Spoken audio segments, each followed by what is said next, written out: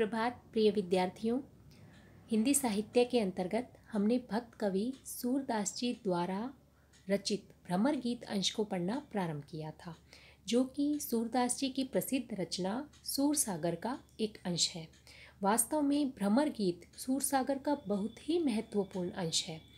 भ्रमर गीत के अंतर्गत मुख्यतः उद्धव गोपी संवाद है और इसे हम एक उपालंब काव्य कह सकते हैं। और इसके अंतर्गत विद्यार्थियों निर्गुण का खंडन और सगुण का मंडन हम देखते हैं। साथ ही साथ ज्ञान और योग के स्थान पर प्रेम और भक्ति की सर्वश्रेष्ठता भी हम इस भ्रमर का गीत अंश के अंतर्गत देखते हैं।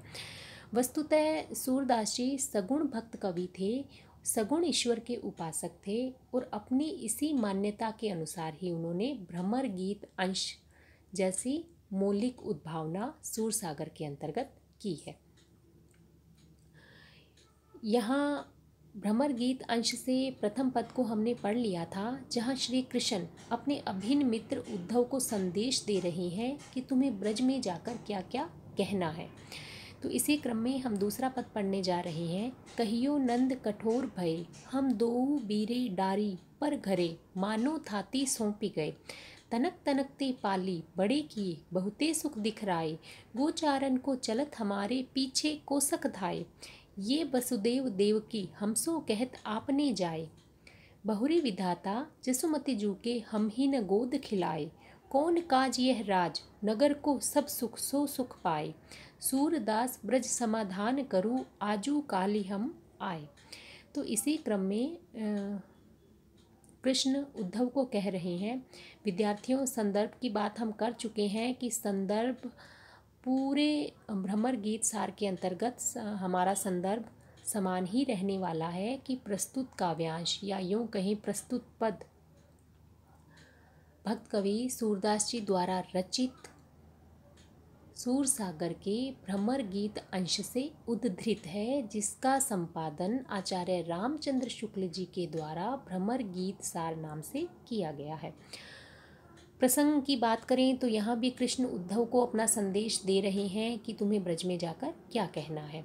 कहियो नंद कठोर भय, हे उद्धव तुम ब्रज में जाकर नंद बाबा से कहना कि तुम तो कठोर हो गए हो, क्योंकि श्री कृष्ण को इस बात की अत्यंत पीड़ा है कि कृष्ण के ब्रज छोड़कर मथुरा चले आने के पश्चात नंद बाबा ने एक बार भी कृष्ण को याद नहीं किया।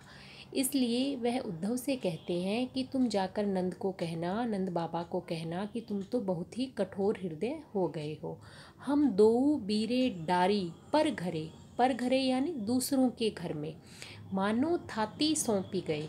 थाती से आशय है धरोहर। नंद बाबा से कहना कि तुमने तो हम दोनों भाइयों को दूसरों के घरों में डालकर, दूसरों के घरों में पहुंचाकर ऐसे निश्चिंत हो गए हो जैसे किसी की धरोहर थी और उसे वापस सौंप दिया गया है। धरोहर से आशय है विद्यार्थियों, धरोहर एक प्रकार से हम कह सकते हैं कि यदि हमारे पास किसी की कोई धरोहर रखी होती है तो क्योंकि वह हमारी वस्तु नहीं है, किसी अन्य की वस्तु है, तो हमारा उसके प्रति कुछ विशेष मोह भी नहीं होता है। और जैसे ही हम वह धरोहर वापस लौटा देते हैं तो हमें उसकी याद भी नहीं सताती है। तो बिल्कुल ऐसा ही व्यवहार नंद बाबा के द्वारा किए जाने पर कृष्ण अत्यंत पीड़ा का अनुभव करते हैं और उद्धव के माध्यम से नंद बाबा को ये अपना संदेश देते हैं कि तुम्हारे लिए तो हम जैसे कोई वस्तु थे, धरोहर थे, जो धरोहर लौटा देने के पश्चात तुमने हमारी खोज खबर भी नहीं ली। तनिक तनिकते पाली बड़े किए, बहुते सुख दिखराए।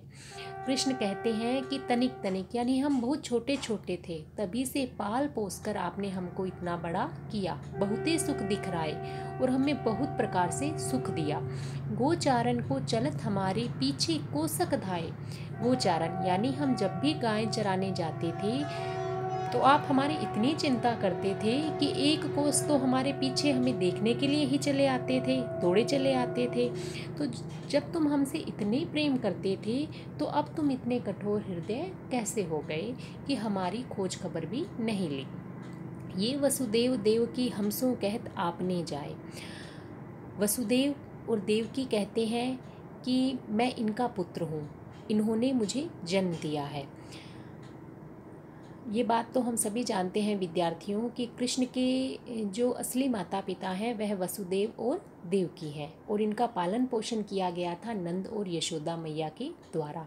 और कृष्ण आजीवन नंद और यशोदा को ही अपने माँ पिता के रूप में सम्मान देते रहे हैं। तो इसी बात के लिए वे कह रहे हैं कि वसुदेव और देवकी यद्यपि कहते हैं कि मैं इनका पुत्र हूँ, मुझे इनके द्वारा जन्म दिया गया है, बहुरी विधाता जसुमती जू के हम ही न गोद खिलाए। अगर यही सत्य है तो फिर ईश्वर ने मुझे यशोदा माँ के गोद में क्यों खिलाया, फिर नियति ने ऐसा क्यों किया कि मैं यशोदा माँ की गोद में ही खेलकर बड़ा हुआ। कौन काज यह राज, यह आज मैं मथुरा में राजा बन गया हूँ, यह राज्य मेरे किस काम का। नगर को सब सुख पाए, यद्यपि मैं मथुरा नगरी में रह रहा हूँ और नगर में प्राप्त होने वाले सभी प्रकार के सुख मुझे भी मिल रहे हैं। रहने को महल हैं, सोने को अच्छे बिस्तर हैं, पकवान हैं विभिन्न प्रकार के खाने को, किंतु ये सारा सुख, यह सारा राज्य मेरे किस काम का। सूरदास ब्रज समाधान करूँ आजू काले हम आए। सूरदास जी वर्णन करते हैं कि कृष्ण उद्धव को कहते हैं, तुम जाकर मेरा ये संदेश नंद बाबा को देना कि मैं जल्द ही ब्रज का जो समाधान है, यानी जो कंस है, उस कंस के वध करके मैं आज कल में ही ब्रज वापिस लौट आऊँगा। विशेष के अंतर्गत विद्यार्थियों वही भाषा हमारी ब्रज भाषा है, हमें ध्यान रखना है, और पद शैली में सूर सागर रचित है। तो संपूर्ण जो आपका भ्रमर गीत अंश है उसमें भी पद शैली ही है। तो दो बातें आपकी बिल्कुल निश्चित बनी रहेगी कि ब्रज भाषा का सौंदर्य है और दूसरी पद शैली है। इसके अतिरिक्त आप कोई और विशेष बात उस काव्यांश के अंतर्गत देखते हैं या किसी अलंकार का प्रयोग आपको दृष्टिगत होता है तो उसका उल्लेख भी आप विशेष के अंतर्गत कर सकते हैं। तभी उपंग सुत आए गए, सखा सखा कछु अंतर नाही, भरी भरी अंक लये। अति सुंदर तन श्याम सरीखो, देखत हरि पछिताने। ऐसे को वैसी बुद्धि होती, ब्रज पठवे तब आने। या आगे रसकाव्य प्रकाशे, जोग वचन प्रगटावे। सूर ज्ञान दृढ़ याके हृदय, ज्योतिन जोग सिखावे। विद्यार्थियों यहाँ पदों का क्रम थोड़ा उलटफेर देखेंगे हम, क्योंकि अभी हमने प्रारंभिक जो दो पदों का प्रारंभिक दो पद पढ़े हैं, उन पदों में श्री कृष्ण उद्धव को अपना संदेश सुना रहे हैं, यानी उद्धव आ चुके हैं। और अब हम जो तृतीय पद यहाँ पढ़ने जा रहे हैं, इस पद में लिखा है कि तभी उपंग सुत आए गए, यानी तभी उद्धव वहाँ आ गए। तो इस पदों के आप क्रम पर अधिक ध्यान ना देते हुए आप इन पदों का जो भावानुवाद है उस पर अधिक ध्यान दीजिए।